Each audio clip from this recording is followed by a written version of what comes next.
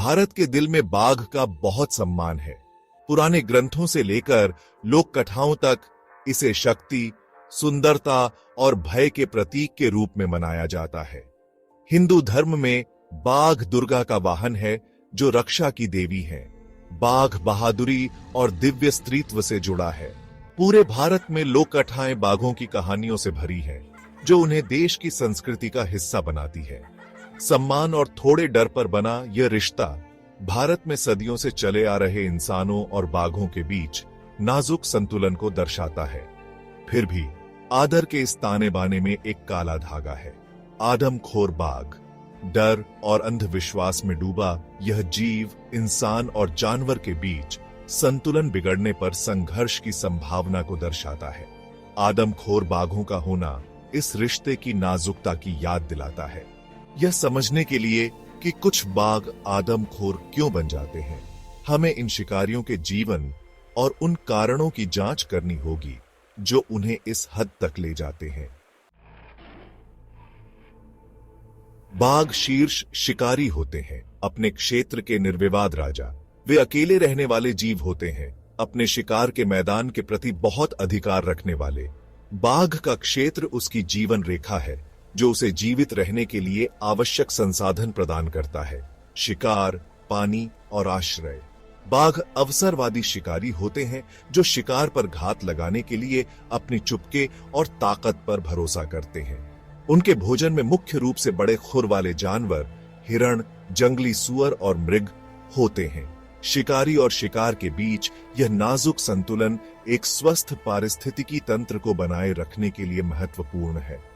बाघ शिकार की आबादी को नियंत्रित करने में मदद करते हैं, जिससे जंगल का स्वास्थ्य सुनिश्चित होता है। हालांकि यह नाजुक संतुलन मानव जनित दबावों के कारण खतरे में है। बाघों की पारिस्थितिक भूमिका और उनके सामने आने वाले खतरों को समझना महत्वपूर्ण है। जैसे जैसे मानव आबादी बढ़ती है और बाघों के आवासों का अतिक्रमण करती है, पारिस्थितिकी तंत्र का नाजुक संतुलन बाधित होता है। बाघों के आदमखोर बनने का एक मुख्य कारण उनके प्राकृतिक शिकार की कमी है। जंगलों की कटाई और शिकार ने हिरण, जंगली सुअर और अन्य जानवरों की आबादी को कम कर दिया है, जिन पर बाघ निर्भर करते हैं। जैसे जैसे उनका प्राकृतिक शिकार कम होता जाता है, बाघों को भोजन की तलाश में दूर दूर तक जाना पड़ता है, जिससे वे मानव बस्तियों के करीब आ जाते हैं। भूख से प्रेरित यह हताशा बाघों को पशुओं और कभी-कभी इंसानों पर हमला करने के लिए प्रेरित करती है। पशु, जो अक्सर कम सुरक्षित बाड़ों में रखे जाते हैं, भूखे बाघों के लिए आसान शिकार बन जाते हैं। इसे एक खतरनाक चक्र बन सकता है, जिसमें ग्रामीण पशुधन के नुकसान के लिए बाघों से बदला लेते हैं। शिकार की कमी और आदमखोर होने के बीच का रिश्ता जटिल है। जो बाघ बार बार मुठभेड़ों के कारण इंसानों का डर खो चुके हैं, या जो घायल हो गए हैं और अपने सामान्य शिकार का शिकार करने में कठिनाई पाते हैं, उनके इंसानों को भोजन के स्रोत के रूप में देखने की अधिक संभावना है। आदमखोर बाघों के खतरे को कम करने के लिए शिकार की कमी के मुद्दे को हल करना महत्वपूर्ण है। इसके लिए एक बहुआयामी दृष्टिकोण की आवश्यकता है। शिकार विरोधी प्रयासों को मजबूत करना और ऐसे रास्ते बनाना जो बाघों को जंगलों के बीच स्वतंत्र रूप से घूमने की अनुमति दें। सभी आदमखोर बाघ शिकार की कमी के कारण नहीं बनते। कभी कभी यह जीवन रक्षा का मामला होता है। जो बाघ घायल होते हैं, चाहे अन्य बाघों के साथ क्षेत्रीय झगड़ों से, शिकारियों के साथ मुठभेड़ों से या दुर्घटनाओं से, उन्हें अपने सामान्य शिकार का शिकार करने में मुश्किल हो सकती है। ये चोटें उन्हें कमजोर बना सकती हैं। इसी तरह बूढ़े बाघ, जिनके दांत घिस जाते हैं और उनकी ताकत कम हो जाती है, उन्हें प्रभावी ढंग से शिकार करने में चुनौती हो सकती है।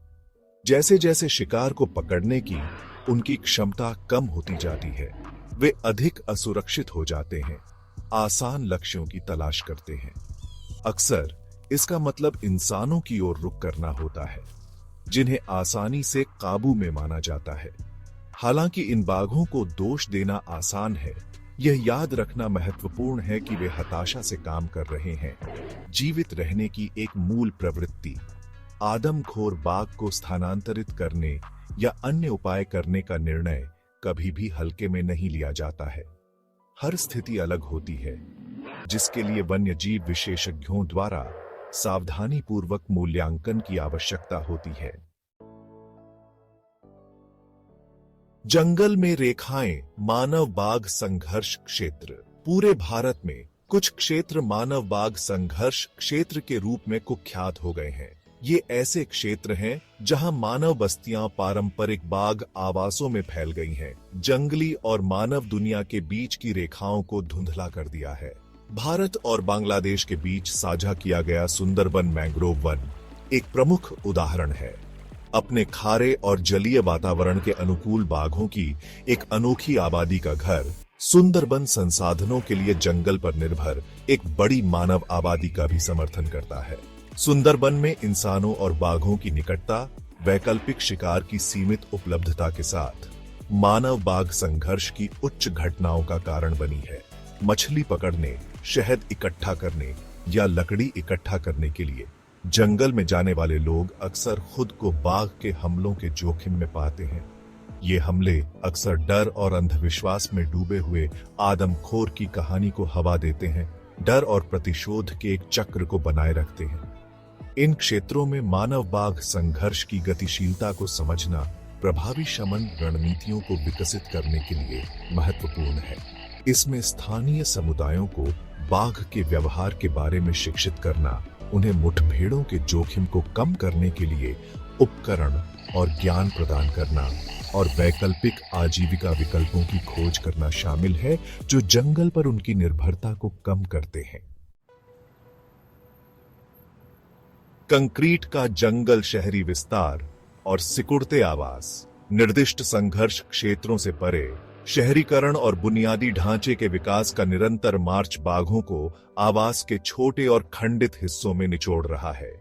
राजमार्ग जंगलों से होकर गुजरते हैं, रेल मार्ग बाघ गलियारों को काटते हैं और मानव बस्तियां संरक्षित क्षेत्रों के किनारों पर अतिक्रमण करती हैं, जिससे बाघों के घूमने और शिकार करने के लिए कम जगह बचती है। इस आवास विखंडन के दूरगामी परिणाम हैं। यह बाघ आबादी को अलग थलग करता है, आनुवंशिक विविधता को कम करता है और उन्हें बीमारियों के प्रति अधिक संवेदनशील बनाता है। यह संसाधनों के लिए प्रतिस्पर्धा को भी तेज करता है, जिससे क्षेत्रीय विवाद बढ़ते हैं और कुछ मामलों में बाघों को भोजन और क्षेत्र की तलाश में मानव बस्तियों के करीब धकेल दिया जाता है। भारत की तेजी से बढ़ती अर्थव्यवस्था और बढ़ती आबादी के लिए विकास आवश्यक है, लेकिन ऐसा स्थायी रूप से करना महत्वपूर्ण है। वन्यजीवों और उनके आवासों पर प्रभाव को कम करना। इसके लिए सावधानीपूर्वक योजना बनाने, बुनियादी ढांचा परियोजनाओं में वन्यजीव गलियारों को शामिल करने और जिम्मेदार भूमि उपयोग प्रथाओं को बढ़ावा देने की आवश्यकता है, जो मानव आवश्यकताओं और वन्यजीव संरक्षण के बीच संतुलन बनाते हैं। ऐसा करने में विफलता केवल आदमखोर बाघों की समस्या को बढ़ाएगी, क्योंकि अधिक बाघ हताश परिस्थितियों में आ जाते हैं। सुंदरबन में आतंक आदमखोर बाघों के मामले। सुंदरबन भारत और बांग्लादेश में फैला एक विशाल मैंग्रोव वन आदमखोर बाघों में एक अनोखा और दुखद मामला प्रस्तुत करता है। जल मार्ग और घने मैंग्रोव जंगलों के अपने जटिल नेटवर्क के साथ यह भूल भुलैया पारिस्थितिकी तंत्र खारे वातावरण में जीवन के लिए विशिष्ट रूप से अनुकूलित बंगाल बाघों की एक अनोखी आबादी का घर है। हालांकि यह कारकों के जटिल परस्पर क्रिया द्वारा संचालित गहन मानव बाघ संघर्ष का क्षेत्र भी है। सुंदरबन अपनी आजीविका के लिए जंगल पर निर्भर एक बड़ी मानव आबादी का समर्थन करता है। मछुआरे मछली और केकड़ों की तलाश में गहरे मैंग्रोव में जाते हैं, शहद इकट्ठा करने वाले मधुकोश के लिए ऊंचे पेड़ों पर चढ़ते हैं और लकड़ी इकट्ठा करने वाले जलाऊ लकड़ी इकट्ठा करते हैं। ये सभी गतिविधियां उन्हें बाघों के करीब लाती हैं। यह निरंतर मानव उपस्थिति मैंग्रोव पारिस्थितिकी तंत्र में वैकल्पिक शिकार की सीमित उपलब्धता के साथ ऐसी स्थिति पैदा करती है जहां बाघों को मनुष्यों को अपने परिदृश्य के हिस्से के रूप में देखने की आदत हो गई है। समय के साथ सुंदरबन के कुछ बाघों ने इंसानों का डर खो दिया है और उन्हें आसान शिकार से जोड़ना सीख लिया है। ये बाघ अक्सर हताशा या चोट से प्रेरित होकर अपनी नावों में मछुआरों को निशाना बना सकते हैं, संसाधन एकत्र करने वाले ग्रामीणों पर हमला कर सकते हैं या भोजन की तलाश में मानव बस्तियों में भी प्रवेश कर सकते हैं। ये घटनाएं अक्सर डर और अंधविश्वास में डूबी रहती हैं।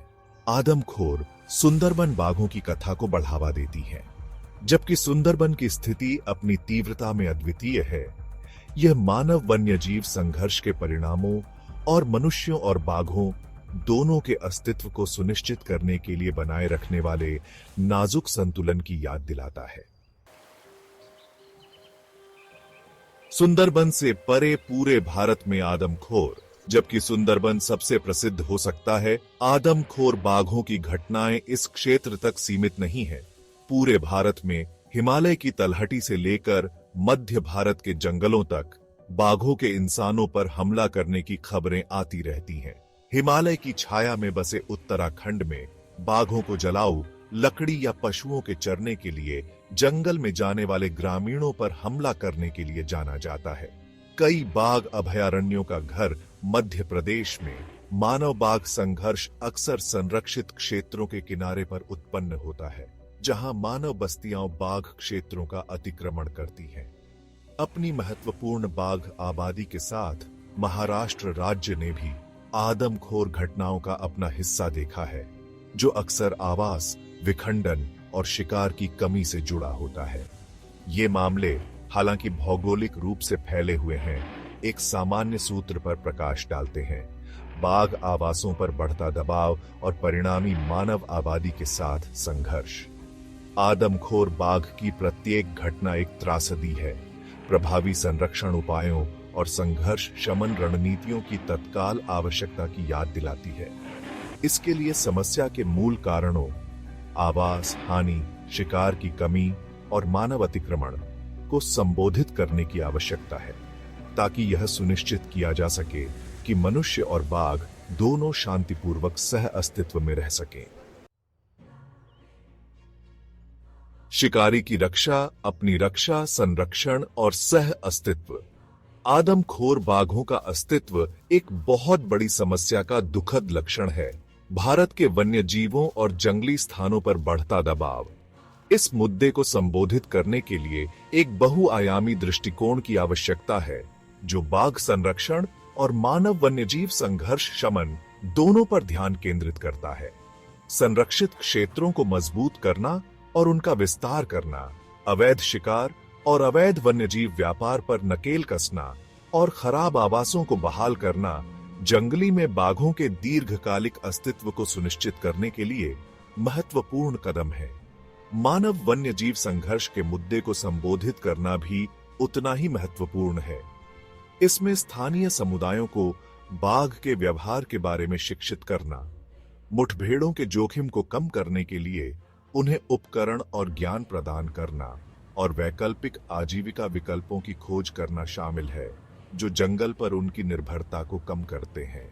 जिम्मेदार पर्यटन को बढ़ावा देना, जहां स्थानीय समुदायों को बाघ संरक्षण से लाभ होता है, सह अस्तित्व को बढ़ावा देने में भी महत्वपूर्ण भूमिका निभा सकता है। अंततः समाधान इस बात को पहचानने में निहित है कि मनुष्य और बाघ एक दूसरे से जुड़े हुए हैं, एक साझा नियति साझा करते हैं। केवल बाघ एक शीर्ष शिकारी और हमारे पारिस्थितिक तंत्र के स्वास्थ्य के एक संकेतक की रक्षा करके हम अपने स्वयं के भविष्य की रक्षा करने और समृद्ध जैव विविधता को बनाए रखने की आशा कर सकते हैं, जिसके लिए भारत प्रसिद्ध है। चुनौती कथा को फिर से लिखने की है, डर से आगे बढ़कर एक ऐसे भविष्य की ओर जहां मनुष्य और बाघ शांतिपूर्वक सह अस्तित्व में रह सकें। उनकी नियति एक साझा परिदृश्य के ताने बाने में गूंथी हुई है।